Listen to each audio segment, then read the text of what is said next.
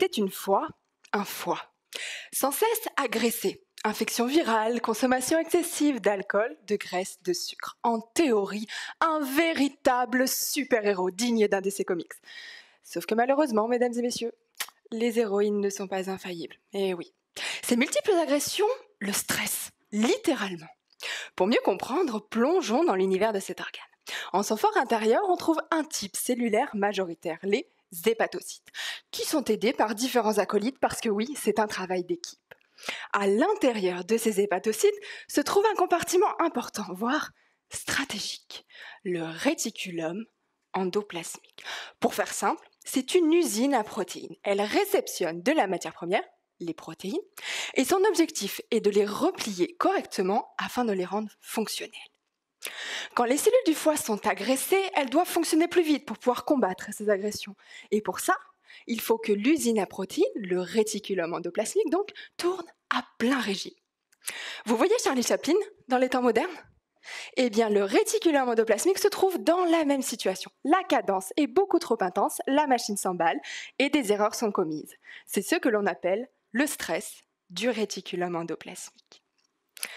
Il est détecté par 3 patrouilleurs, les gardiens de la galaxie du réticulum endoplasmique, qui vont mettre en place une équipe de choc. C'est le rassemblement des Avengers. Leur objectif, restaurer l'équilibre. En cas d'échec, si le stress devient répétitif, les cellules dépassées meurent, mais pas dans le cancer du foie. Celui-ci semble empêcher les cellules de mourir et en plus, il corrompt tous ses gros bras à son avantage. Malin. Mon objectif est de mieux comprendre comment il s'y prend. Comment ce stress permet aux cellules cancéreuses de ne pas mourir malgré le manque d'oxygène et de nutriments. Comment le réticulum endoplasmique empêche le système immunitaire de répliquer et de tuer le cancer. Mes Amazones et moi-même, parce qu'encore une fois, oui, c'est un travail d'équipe, nous avons pu observer que lorsque l'on éteint le stress du réticulum endoplasmique, les cellules cancéreuses humaines arrêtent de proliférer et meurent. Première étape réussie. Ensuite, nous avons décidé d'utiliser un modèle plus complexe, représentant mieux le corps humain que de simples cellules, des souris. Différents inhibiteurs nous ont permis de faire battre en retraite le cancer dans ces modèles. Deuxième étape validée.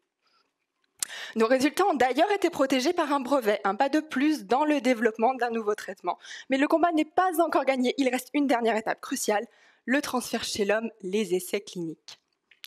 J'aimerais terminer en chantant, mais pour le bien de vos oreilles, je m'abstiendrai. Retenez juste le titre de cette chanson, Relax, Take It Easy, interprétée par Mika. Détendez-vous, allez-y doucement, prenez votre temps, car maintenant, vous le savez, le stress ne vous amènera pas au bon endroit. Merci à tous.